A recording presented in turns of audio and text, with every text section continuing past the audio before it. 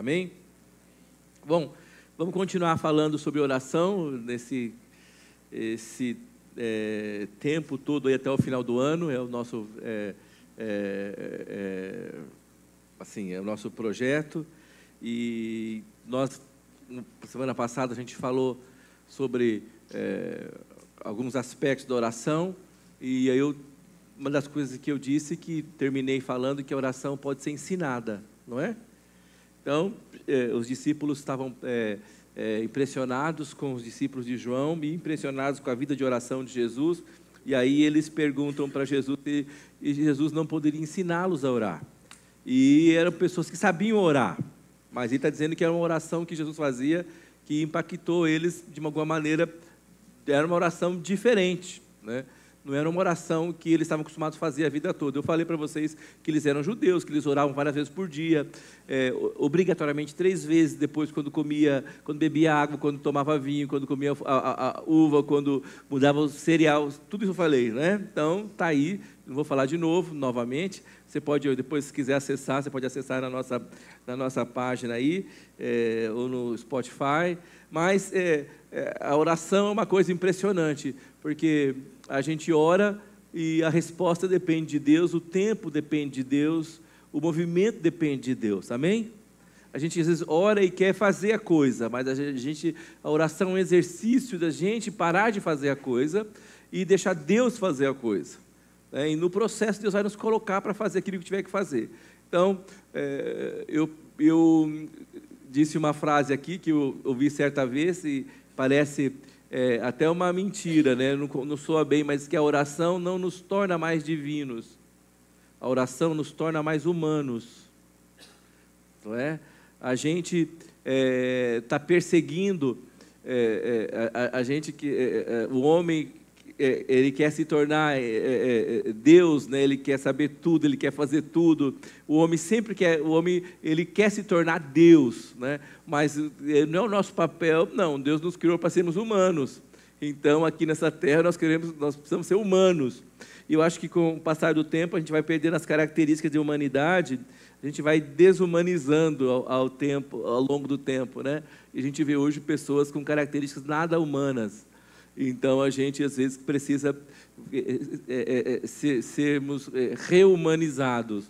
E a oração é esse processo nós nos tornarmos humanos, no sentido de voltar para aquilo que Deus planejou para cada um de nós. Quando eu paro para pensar que Deus tem um projeto para cada um de nós, que Deus pensou alguma coisa, que Deus planejou alguma coisa, isso me faz ter esperança de que nós vamos viver algo que Deus tem para nós. E isso é sensacional, né?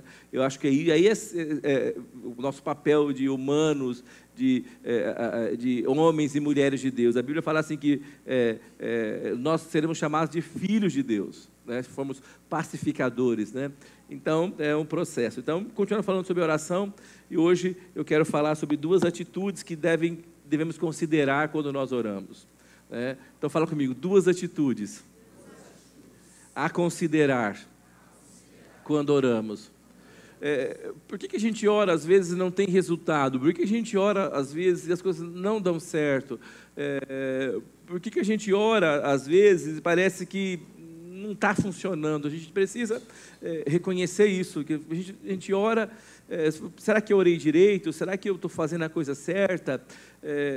Então, a primeira coisa que eu quero dizer, se a oração pode ser ensinada, então ela pode ser aprendida, amém?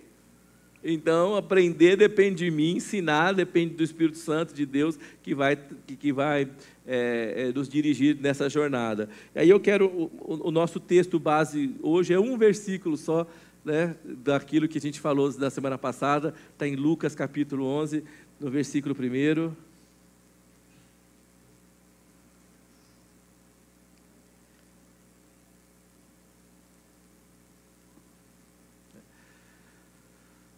Vamos ler juntos? De uma feita, estava Jesus orando em certo lugar. Quando terminou, um dos seus discípulos lhe pediu: Senhor, ensina-nos a orar, como também João ensinou aos seus discípulos. Então, eu estava pedindo a Jesus que nos ensinasse a orar. Bom, hoje Jesus não está mais nesse planeta de carne e osso. Jesus está sentado agora à direita do Pai, lá no céu, lá nas alturas. Não me perguntem como, eu não sei, mas o coração dele está batendo e ele está respirando. Tem oxigênio no céu? Deve ter, porque tem fogo.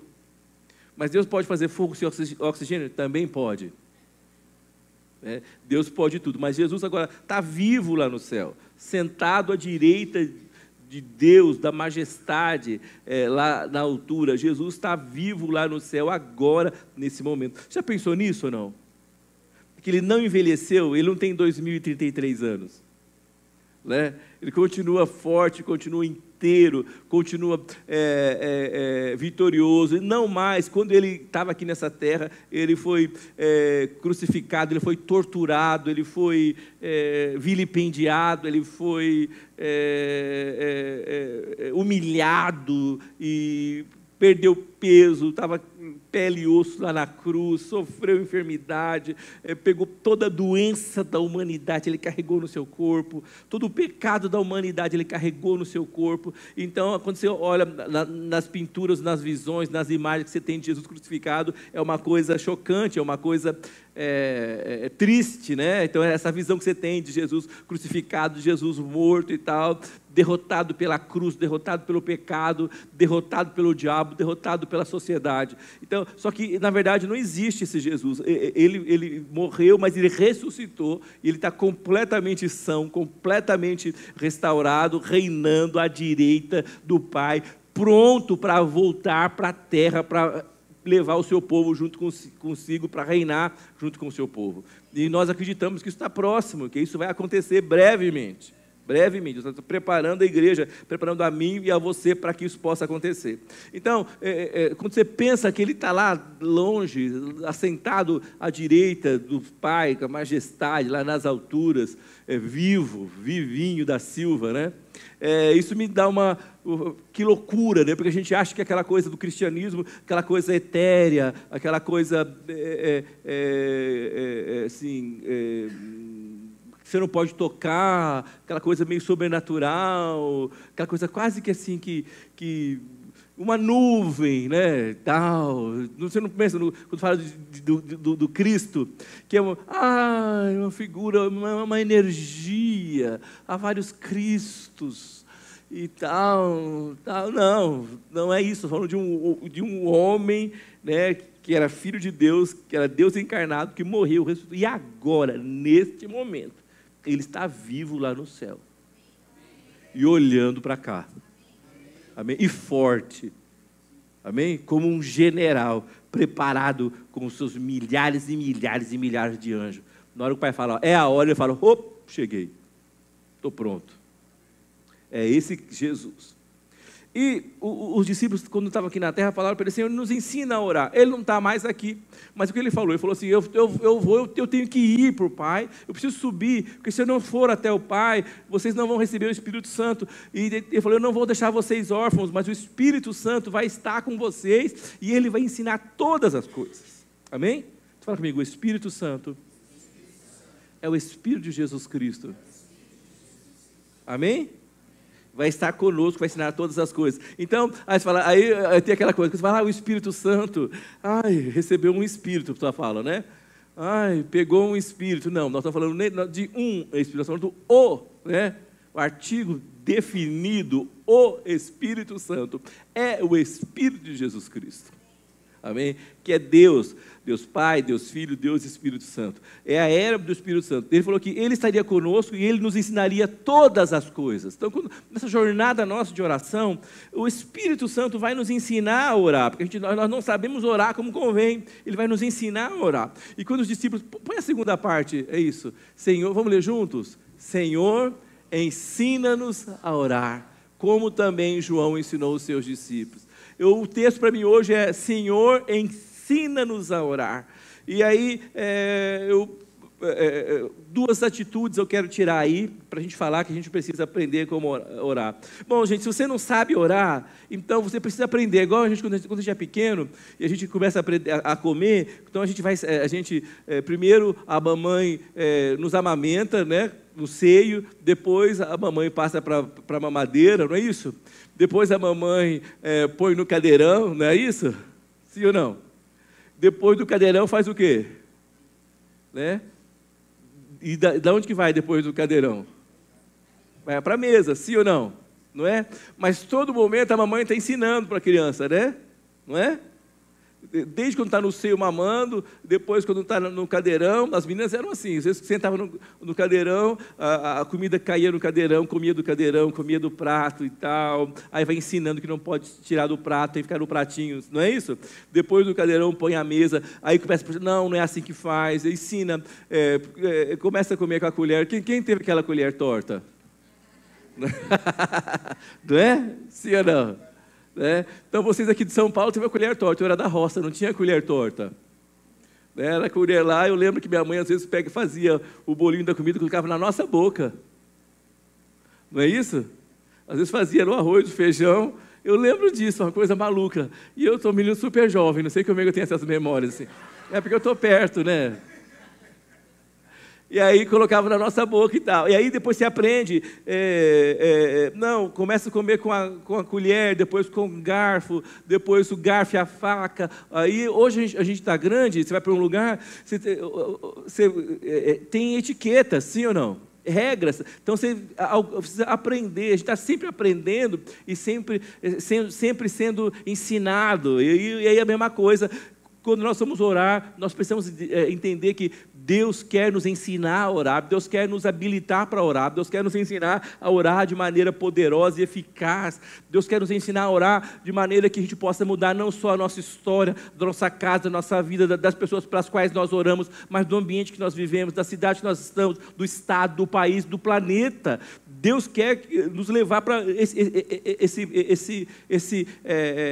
caminhar esse momento, e tanto é porque diz em Apocalipse que nós vamos reinar sobre cidades, junto com Cristo, não é? Então você vai escolher na sua cidade, né? Você quer Nova York, você quer Dubai, né? Você vai escolhendo, amém? Né? Itapecerica da Serra, vai escolhendo, né? Aí vai sobrar para mim, nem que fosse Sapopemba, eu estou feliz. Né? Mas ele vai treinar você. Não pode colocar você assentado acima de Nova York, se você ainda está sentado no cadeirão, comendo com a colher torta. Então Deus quer te ensinar, é uma jornada. Por mais que quanto tempo faz que eu oro? Faz muitos anos que eu oro. Muitos anos. Eu oro mais tempo do que muita gente que está vivo aqui. Né? Eu tive uma experiência com Jesus, comecei a orar, estou falando, orar sabendo que eu estava orando com 10 anos de idade. Esse mês eu faço 59, então eu estou orando já há 49 anos. E eu estou aprendendo a orar. Aprendendo a orar, cada dia orar. E aí quando nós estamos em casa, né? Eu estava orando, Deus falou comigo isso, Deus não sei o que e tal. Às vezes eu estou deitado esses dias, deitado por causa da cirurgia, às vezes deitado na cama, lendo. Eu sei que às vezes entra a Débora ou as meninas, elas vêm, eu só escuto assim de longe. Pai, entra no quarto, como é que eu estou? Eu estou assim, ó. Não está dormindo, porque está chorando. Não é verdade, Débora? A Bíblia está aberta do lado, o caderno está do outro. Estou orando. Não estou falando, não estou conversando. Ou às vezes elas estão lá na sala, estão escutando, eu estou falando. Eu contei para vocês uma vez que tinha uma irmã, uma bênção, uma mulher de Deus, que há um tempo atrás a nossa vida era muito corrida, muito louca, né? E ainda né, Débora? Mas as meninas eram menores. Quanto menores as crianças, mais louca é a vida. Você quer ter uma vida louca, tenha filhos. Sim ou não? Não é? Vida louca, tenha filhos. Né? Aí se você quiser ter a vida mais louca ainda, tenha filhos, tenha filhas. Que ela vai continuar sendo louca.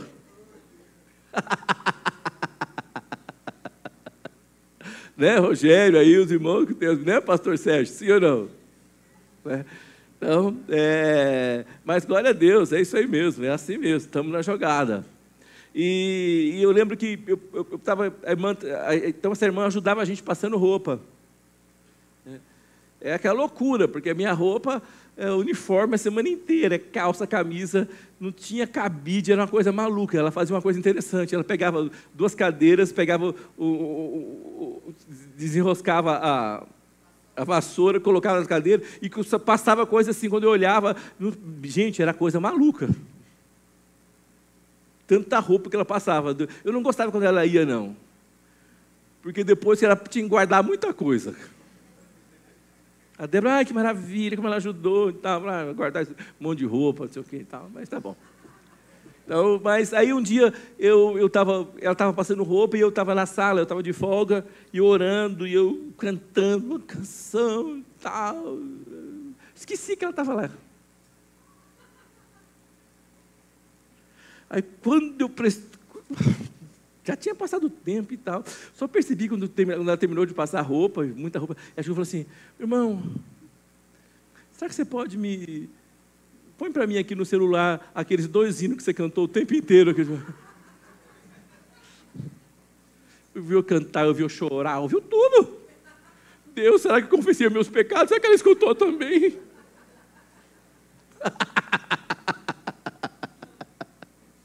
Então, assim, quer dizer o seguinte, que a oração é uma jornada da vida inteira. Sabe que o único lugar que não vai ter oração é no céu. Porque lá não vai ter mais pranto, não vai ter mais dor, não vai ter mais luta. Né? E diz que Jesus, o Cordeiro, vai estar conosco todos os dias. E Ele será o nosso sol que vai iluminar a cidade inteira. Você não vai ter mais nada o que pedir, porque Ele vai estar conosco. Amém? Não é maravilhoso isso? Mas enquanto nós estivermos aqui, nós vamos ter que orar. E Ele falou assim, ore, né? Precisamos orar. Ele ensinou. E como é que Paulo falou? Ore quando vocês quiserem, não orai sem cessar. Sem cessar, sem parar, orar sem parar. E aí,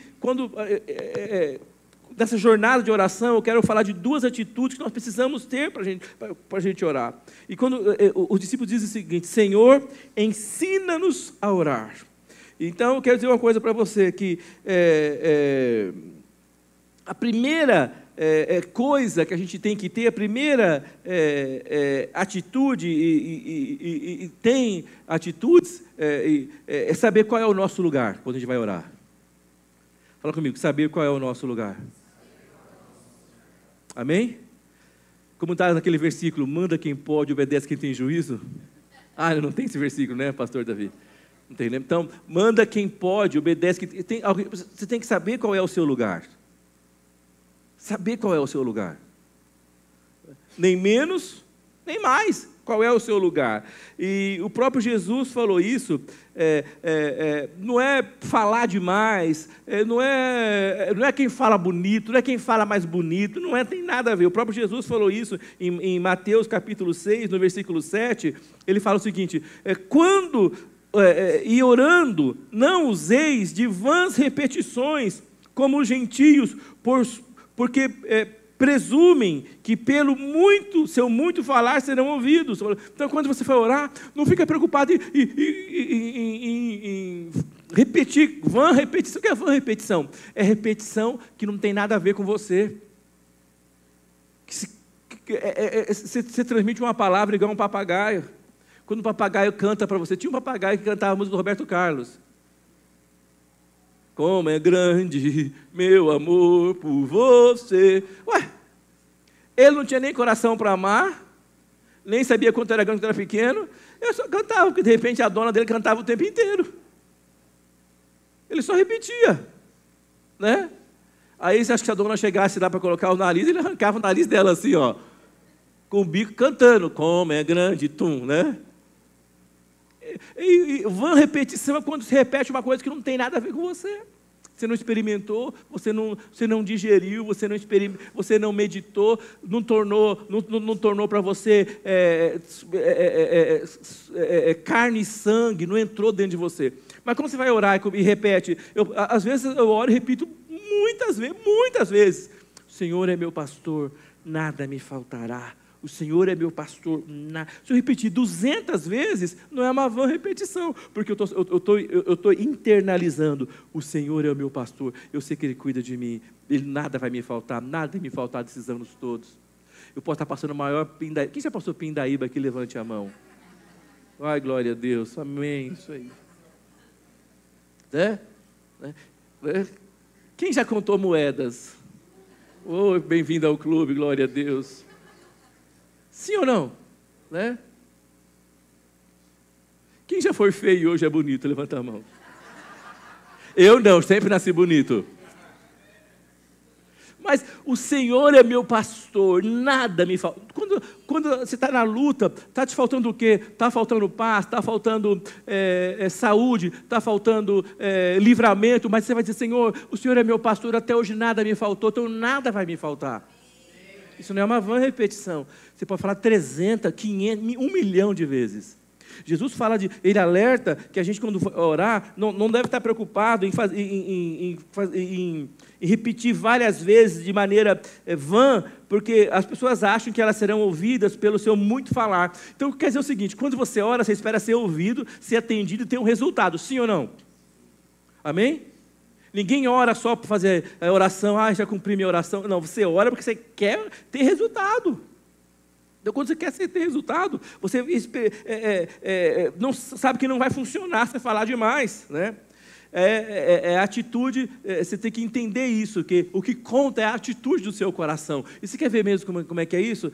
Nós lemos isso, eu quero ler de novo, Lucas 18, do versículo 10 ao 14. Jesus conta uma parábola de 2 pessoas orando no templo. Né? Então ele fala o seguinte, 2 homens subiram ao templo com o propósito de orar. Fala comigo, 2 homens, mesmo templo, mesmo Deus, mesmo propósito, amém? Fala, resultados diferentes. Rapaz, mas eu copiei a receita. Está dizendo aqui, 300 gramas de farinha, 2 ovos, 100 gramas de manteiga, o que mais? Fala que falta, vamos fazer um bolo aí. Ovo, já falei o ovo, né? Leite, e pesei, tudo bati, coloquei no forno. A mulher faz o bolo, fica maravilhoso. Eu faço o bolo, né? Então fala comigo assim, mesmos ingredientes, mesmo propósito e resultados diferentes. Por que às vezes você ora e a pessoa uma hora e ela tem um resultado, você tem outro com os mesmos ingredientes? Então, alguma coisa a gente faz errado. Aí a gente, lá em casa, culpa o forno, né, Débora? Esse meu forno está com problema. O nosso queimou, o pastor Sérgio está lá dando um jeito no forno. Né? Então, não sei se meu fogão, não é assim que a dona de casa faz? Não é? Não é não, mas alguma atitude, alguma coisa no processo que é feito, que está fazendo diferença no resultado. Então, esses 2 homens, 2 homens subiram ao templo com o propósito de orar. Um fariseu, o outro publicano. Agora, só um minutinho. Quem que era fariseu? Fariseu era um mestre judaico que valorizava a palavra, a Bíblia, né, a Torá, a lei escrita, a lei oral. Tinha vários requisitos. Como andar, como vestir. Eles vestiam diferente. Quando eles andavam, eles eram conhecidos como os fariseus. Eles tinham vários princípios, como lavar a mão, como tudo. O cara seguia a lei certinho. Eles acreditavam em anjos, ressurreição dos mortos e tal. O fariseu é aquele cara que fazia tudo assim. Ele era visto, ele era reconhecido e ele gostava disso. Fala comigo, ele gostava de ser reconhecido, de ser visto, porque ele era diferente, ele era pelo menos melhor que os outros, o fariseu. Até que hoje, o adjetivo fariseu hoje, o que quer dizer um fariseu hoje, quando você fala hoje na idade moderna, no pós-modernismo? Fariseu quer dizer uma pessoa que vive da imagem, aparência, e que a sua vida, o seu interior é completamente diferente. Ele é só aparência, fariseu, ele é falso, fake, é só a casca. Não virou isso hoje? Mas não era assim no começo. Ele teve o papel dele, histórico, e teve o papel, depois, quando destrói o templo, os fariseus ajudaram a instituir o judaísmo como nós vemos hoje, sinagogas, tradição. Eles têm o papel histórico dele, tem isso, mas sobrou isso deles. Então, um é esse cara todo certinho, o cara fazia tudo certo, e o outro era publicano. O que era publicano? Publicano era o cara que era judeu, mas o povo de Israel estava dominado pelo Império Romano.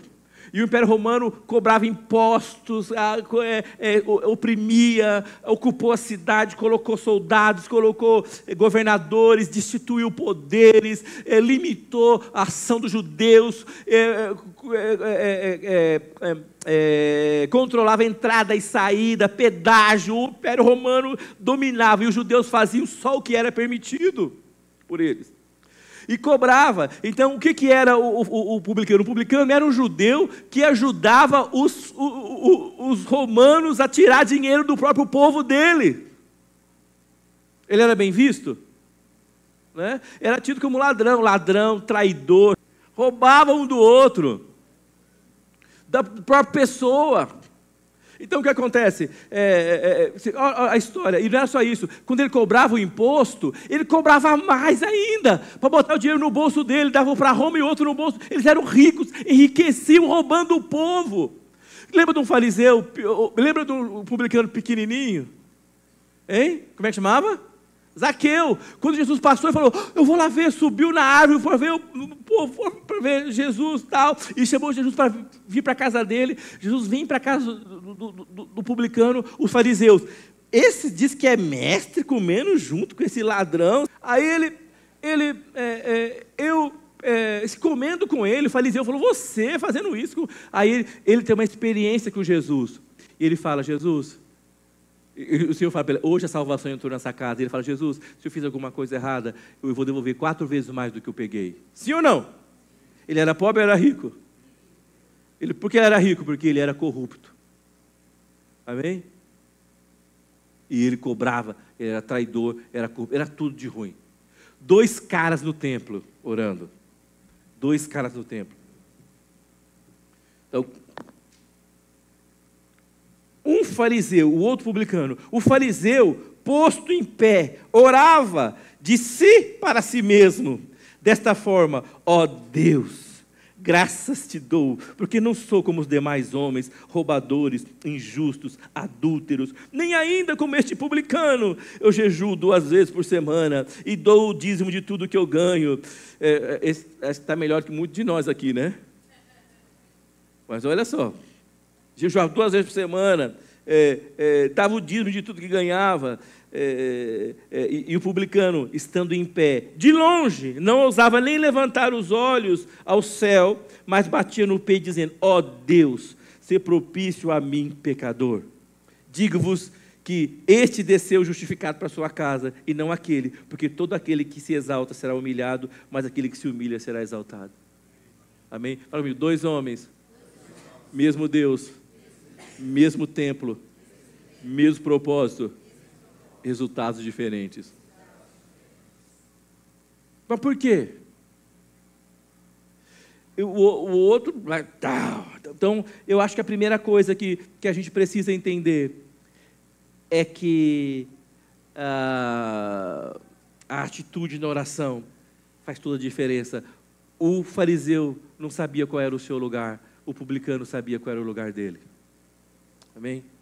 Eu gosto muito da frase do doutor Augusto Cury, que ele fala o seguinte, o silêncio é a oração dos sábios. O silêncio é a oração dos sábios. Uma coisa que nós aprendemos viajando para lá e para cá, passando por imigração, passando por polícia e tal, e trabalhando na empresa, então, viajando e férias e tudo, desde pequenas meninas, consulado, a gente tem uma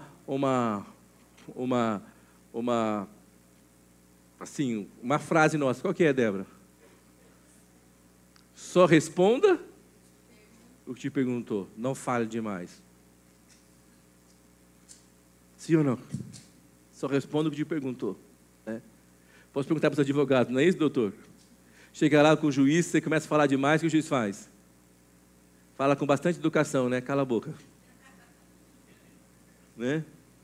Usa o latim dele e você acha que foi elogiado ainda. O que eu quis dizer para você é o seguinte, o silêncio é a oração do sábio. Você precisa saber qual é o seu lugar. Quando eles falam, Senhor, ensina-nos a orar. Aí, eu posso tirar o primeiro princípio. A palavra grega para Senhor é Kyrios. Kyrios quer dizer Senhor. Como é que é Senhor? Senhor é aquele a quem uma pessoa pertence, o dono de alguém. Kyrios, ele é dono de alguém. Aquele que tem o poder de decisão, ele é mestre. Essa palavra pressupõe que ele é proprietário, que ele é o dono, em alguns momentos que ele é o soberano, o príncipe, ele é o senhor daquela nação. Quando o discípulo falou para ele, Senhor, ele quis dizer o seguinte, ele está dizendo assim, eu pertenço a ti, eu não sou nada sem o Senhor é tudo, e eu sou coisa alguma. Preciso falar, Senhor, quer dizer, o Senhor está lá em cima e eu estou aqui embaixo, eu sei quem eu sou. Se o Senhor não olhar para mim, não vai ter futuro para mim. Se o Senhor não intervir, minha vida vai ser uma derrota, vai ser uma desgraça. Então eu falo, Senhor, clamando, eu sou teu servo, eu sou teu escravo, eu pertenço a Deus, eu não sou meu, eu sou seu.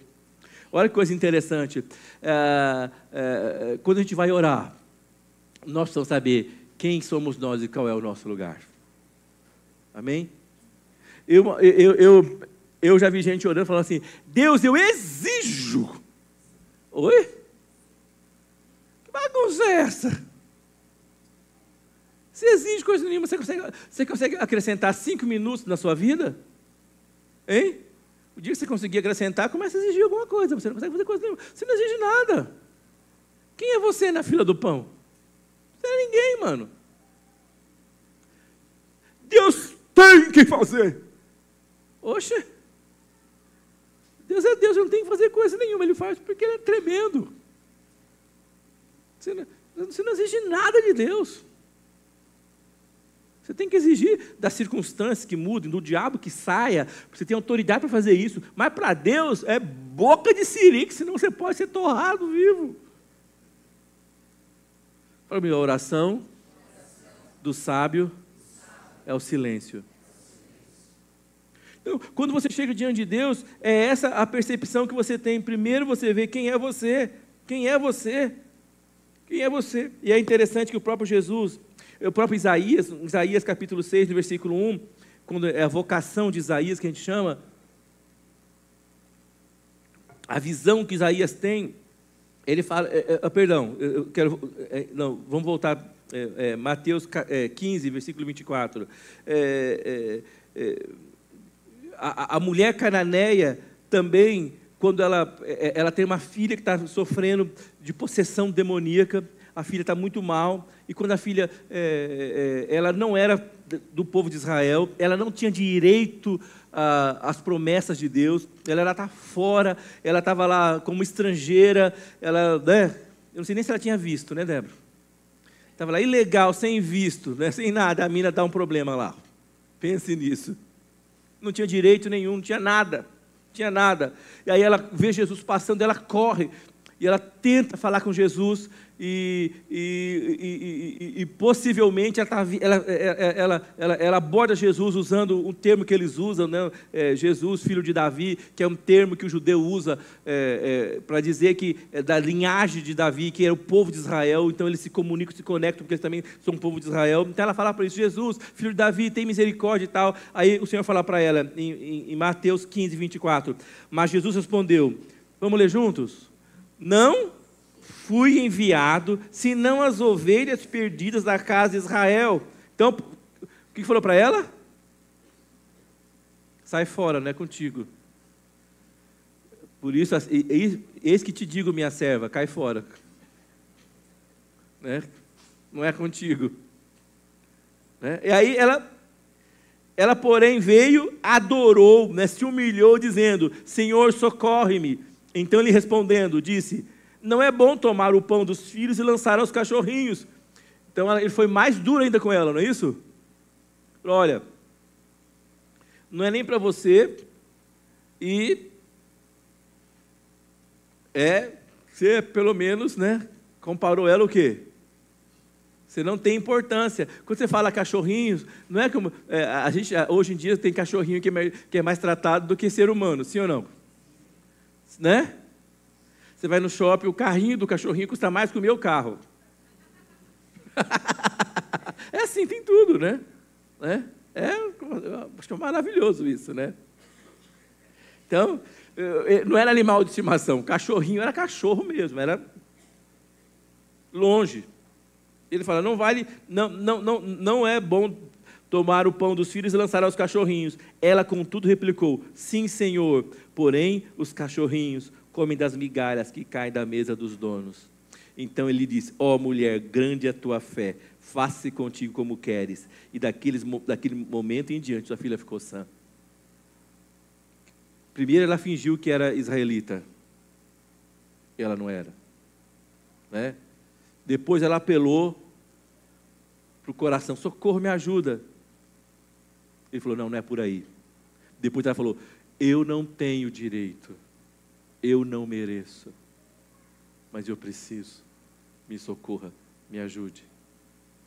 Porque até os cachorros comem do que sobra, e eu quero, pelo menos, que o que eles não quiserem, eu quero, o que sobrar, eu quero. Ele falou, opa, aí sim. Amém? Porque ela reconhecia qual era o lugar dela. O publicano reconhecia qual era o lugar dele. Jesus passou por ali, não há relato de ele curar mais ninguém. Essa mulher foi tocada porque ela reconheceu quem ela era. Outro caso do centurião, está em Mateus capítulo 8, versículo 8, Jesus vai curar o servo dele e ele fala, Senhor, eu não sou digno que entreis em minha morada, mas apenas manda uma palavra e o meu rapaz será curado. Então ele sabia qual era o lugar dele. Eu acho que a primeira coisa que a gente, quando vai orar, a gente tem que saber qual é o nosso lugar. Amém? Qual é o nosso lugar diante de Deus? Qual é o seu lugar? Qual é o meu lugar? Por que eu me apresento diante de Deus? Só pela graça de Deus. Não é nada que eu tenha feito que eu possa fazer. É a graça de Deus que me habilita a estar diante dEle. É o favor do Senhor. Então eu sei que isso é a misericórdia de Deus. Eu não mereço, mas Ele estendeu a sua mão para mim. Amém? Fala para o seu irmão, nós não merecemos, mas Ele nos amou primeiro. Então você sabe quem é você. Quando Ele falou, Senhor, Mestre, ensina-nos a orar. Ensina-nos a orar. E você vai orar ao Mestre, ao Deus que pode fazer as coisas. E aqui eu acho que está intrínseco aqui nesse pequeno texto. Primeiro, quem é você? Você é dele, você é servo, você é escravo. E engraçado, às vezes a gente quer ser tanta coisa, sim ou não? Menos escravo, né? A gente quer ser melhor que o outro. Quem gosta de dar a palavra final aqui, levanta a mão. Aí é assim, né? Quem gosta de ganhar as disputas? Esses dias, dentro de casa, a gente teve não é uma disputa, uma conversa, né? Eu ganho, não. E aí, a Gabi olhou para mim e falou, pai, depois... Você nem fala com ela, a Gabi está fazendo o Enem hoje, né? Não está aqui. Aí ela olhou para mim assim, a Gabi viu que eu estava certo, né? E a Débora estava menos certa, ela nunca erra. Estou com medo, porque depois, senão eu vou chegar em casa e vou dormir aonde, né? Eu estava certo e a Débora menos certo, um pouquinho só. Aí conversou tal, e a Gabi olhou para mim na cozinha e falou assim: pai, mas eu nem sei o que é, porque você nunca erra, eu nem lembro, meu bem, nem sei. Aí a Gabi falou assim: pai, mas você está certo. Aí eu falei para ela assim: Gabi, aprende isso no relacionamento. Quando um ganha, os dois perdem. Eu não quero ganhar da sua mãe. Não tenho interesse. Porque se eu ganhar dela, eu estou perdendo também. Jesus. E toca o baile. Né? Engole o choro e vai dormir, né?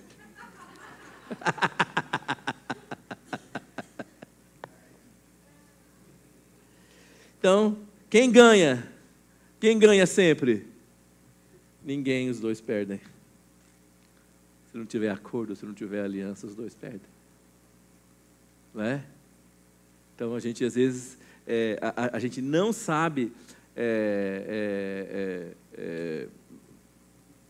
qual é o nosso lugar. O nosso lugar é de servos. Nosso lugar é de servos. E a gente quer ser melhor que o outro. Melhor dentro de casa, melhor no serviço, melhor dentro da igreja. Ai, pastor, dentro da igreja? Às vezes você acha que é melhor que o outro. Eu já sou tantos anos da igreja, aprendi tanto, né? Agora ver esses meninos aqui que nem tem barba na cara. Né? Já fiz tudo, né? Eu faria isso.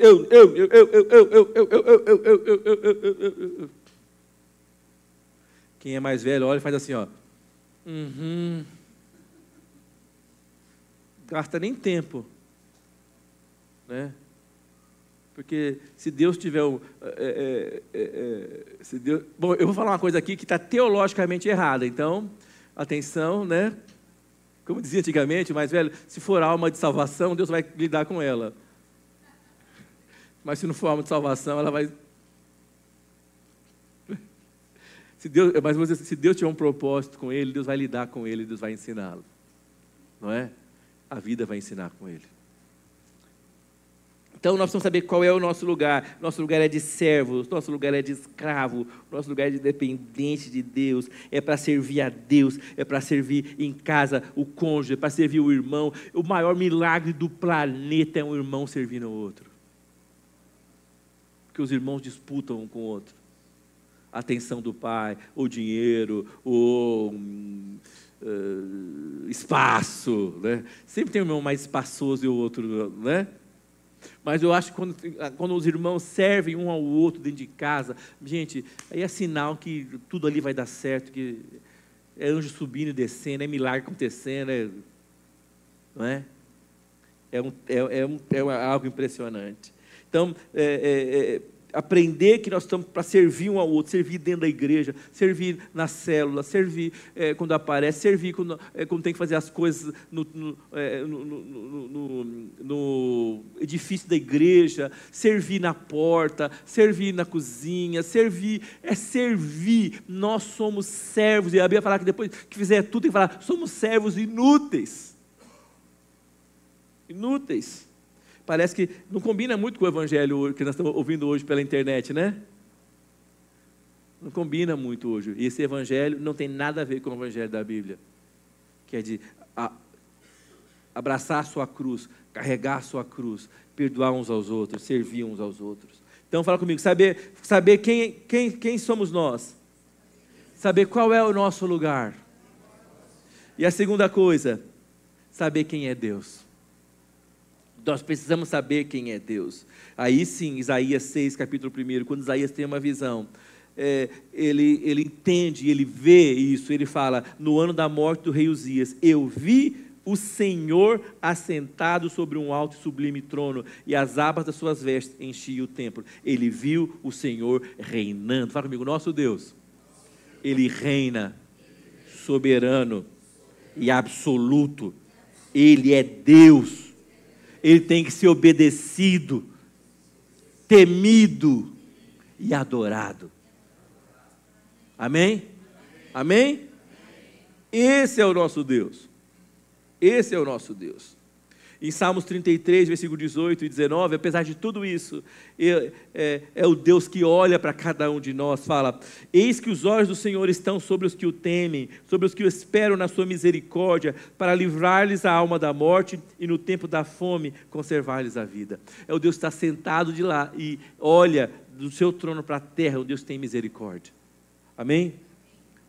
Quando o publicano bate no peito, ele vê a si mesmo, ele vê a Deus na sua infinita sabedoria e poder, e vê que Deus, além dele, Deus enxergá-lo como ele é, Deus tem misericórdia dele.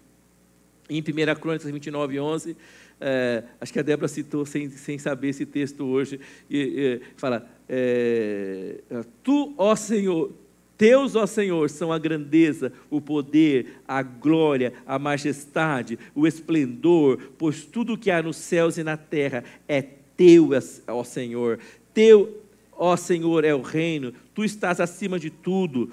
A riqueza e a honra vêm de ti, tu dominas sobre todas as coisas, nas tuas mãos estão a força e o poder para exaltar e a todos dar força. Agora, nosso Deus, damos-te graças e louvores ao teu glorioso nome. Amém? Fala comigo, esse é o nosso Deus. Quem pode dar uma salva de palmas a Ele?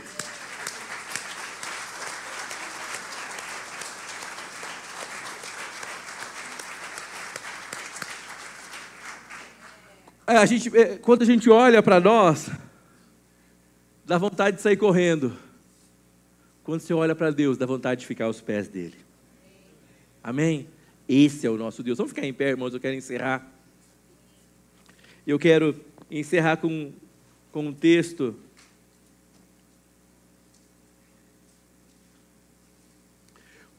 que eu li aqui, nós estamos lendo a nossa leitura bíblica, que eu marquei esse texto aqui, que Deus falou bastante comigo nesses dias, que eu tenho procurado aí conhecer mais, orar mais e experimentar mais a Deus.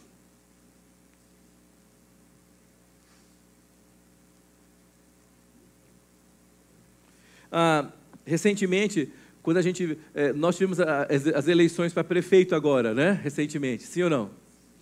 E aí eu vi muito candidato falando e tal, e o voto do evangélico é um voto importante. O evangélico é uma grande parcela da sociedade, né? E todo mundo vira crente para ganhar voto do evangélico, sim ou não? Aí aparece o pastor do lado, é da minha igreja, né? E eu vi os candidatos e eu olhava aquilo, eu falava em casa: gente, eu não vou votar nesse cara, vou votar num que não é crente, mas que tem caráter, porque esse cara isso é fingimento, isso não é o Espírito de Jesus Cristo. Se você é cristão, se você segue o Cristo, tem que ter o espírito e a atitude do Cristo, sim ou não? Hein? Humilhando. Não, isso não é o Espírito de Jesus Cristo. Criando confusão. A Bíblia fala que bem-aventurados os pacificadores, porque serão chamados filhos de Deus. Que criando paz, não, só contenda, só briga. Não. Vou arrumar um candidato que está dentro daquilo que eu acredito. É difícil. Mas a gente tem uma como é que eu vou dizer? A gente tem uma responsabilidade. A Bíblia fala que a igreja, o povo é o sal da terra, de não deixar isso aqui apodrecer. Não é? Tem uma responsabilidade. Porque senão o diabo vai fazer, porque ele é bom de propaganda, gente. Ele é bom de propaganda, né? Ele quer dominar, né? E você vê muito crente tomando atitude que está errada, foi enganado, mas eu falei: Deus, não está certo esse trem aí, eu não vou voltar, né? E por causa do coração, por causa da atitude. Então a gente precisa entender que quanto mais perto de Deus você vai estar, mais parecido com Ele você será. Quanto mais perto de Jesus você estiver, mais parecido com Ele você será. Dentro de casa, no serviço, em qualquer lugar que você for. E quanto mais anos, quanto mais vezes você lê a Bíblia, quanto mais você souber, quanto mais você estudar, quanto mais você lê, quanto mais você vê e tal. Eu tenho um sonho, nós vamos aposentar agora, eu nunca fui a Israel, o pessoal fala comigo, mas como é que você foi a Israel? Você trabalha numa empresa aérea, você viaja de graça. É verdade. Eu podia ir para Israel uma vez por mês, se eu quisesse. E eu falo assim, não, eu quero lá, eu quero conhecer, eu quero ver as coisas, eu quero ver isso, aquilo, tal, depois eu quero passar, tal, eu quero fazer, tal. Então, aí para quando eu chegar aqui, falar, eu li aqui e falar, eu estive lá.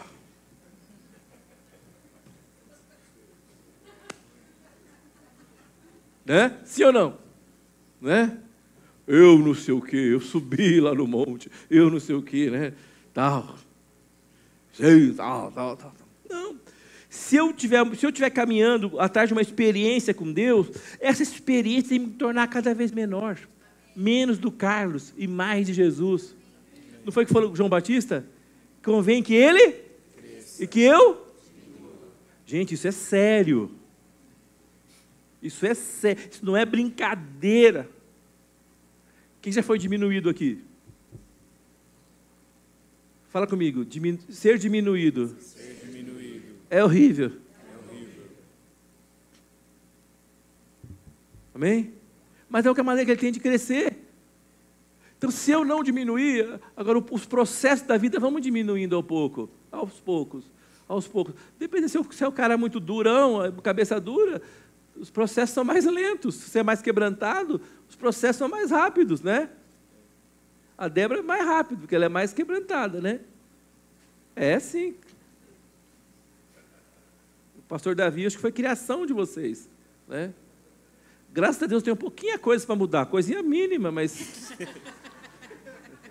demora um pouco comigo. Demora um pouco.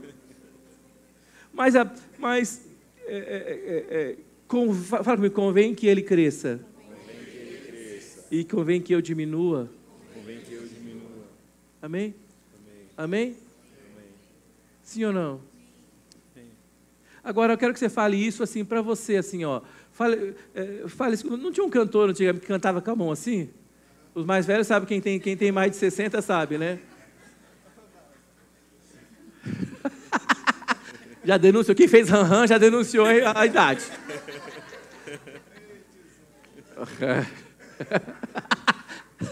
Alguém gritou que atrás tiozão, não sei quem que é.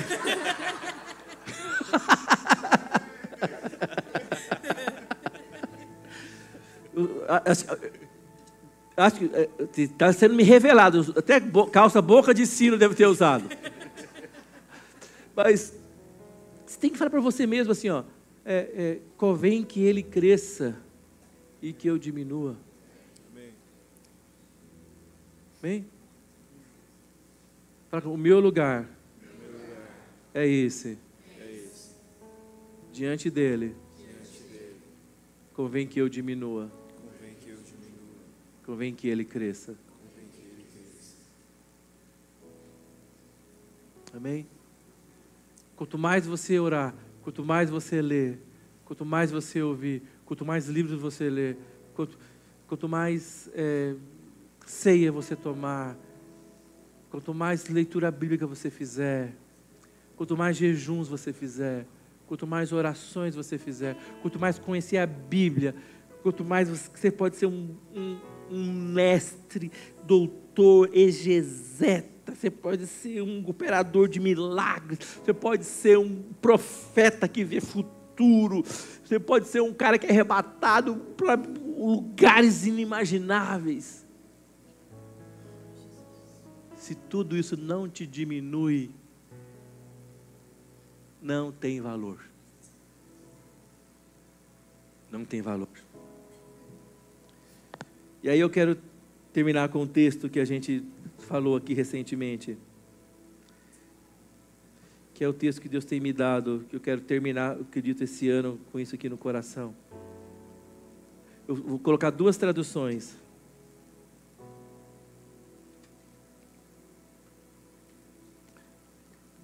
A Sarinha pode colocar, Sara? Então, apaga um pouco as luzes aqui, eles vão tocar, amém? Vamos ler juntos aqui? A pessoa que pensa que sabe alguma coisa, ainda não tem a sabedoria que precisa.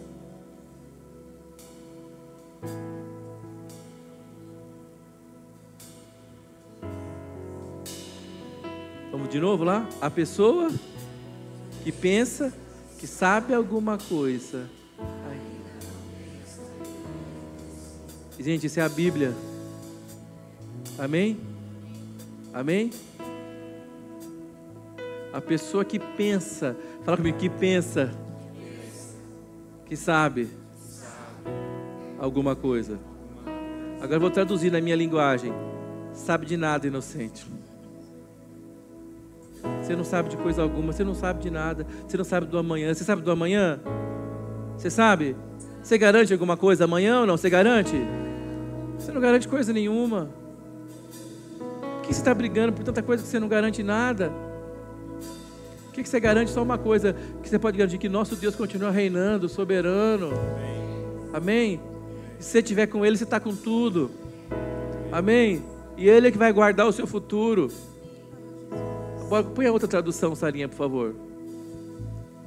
Agora, quem pensa conhecer alguma coisa, ainda não conhece o que deveria. Então, quando você avança no conhecimento de Deus, isso tem que te diminuir. E tem que botar a mão no peito e falar: Senhor, tem misericórdia de mim. Amém? Amém? Aleluia, aleluia, aleluia, aleluia. Fala comigo: Senhor, abençoa-me muito. Alargue as fronteiras do meu território. Estenda sobre mim a sua mão. Livra-me de todo o mal. Que o Senhor me abençoe e me guarde. Levante sobre mim o seu rosto. Faça resplandecer sobre mim a luz da sua face. Que o Senhor me dê a sua paz. Com essas palavras, eu ponho a bênção de Deus sobre a minha vida, minha casa, minha família, sobre essa casa de oração, sobre esse bairro, sobre essa cidade, sobre esse estado. E acima de tudo, nós pomos a bênção de Deus sobre essa grande nação, que é o Brasil. O Brasil pertence ao Senhor Jesus. Os brasileiros pertencem ao Senhor Jesus. Aleluia. Amém. Agora eu quero que você ore baseado nessas 2 atitudes. Quem é você e quem é o nosso Deus? Você vai orando, e você que está em casa nos assistindo, você que vai ouvir essa palavra mais adiante, eu quero que você saiba: Deus tem um chamado para você, Deus tem um propósito para você, Deus tem algo para fazer na sua vida. Ele quer abençoar você, mas Ele quer que você entenda quem é você, e depois quem é Ele. É o Deus que te ama, que vai estender a mão sobre você, e vai te abençoar, vai te prosperar. E eu espero que você que está nos ouvindo nessa noite, você que vai nos ouvir, você que está aqui essa noite, possa fazer como aquele publicano, descer do templo, descer daquele lugar de oração, com a sua resposta na mão. Amém? Deus te abençoe, glória a Deus, aleluia. Uma salva de palmas ao Senhor. Olá, fique atento à programação do mês de novembro aqui na nossa comunidade. No dia 19, terça-feira, véspera de feriado, às 20 horas, teremos as formaturas da Escola de Treinamento Bíblico e também do curso Casados para Sempre. Participe, venha prestigiar os formandos. E no dia 30, reunião de líderes de células, às 17 horas. Fique atento às nossas mídias sociais para estar por dentro de toda a nossa programação. Inscreva-se, curta, comente e compartilhe.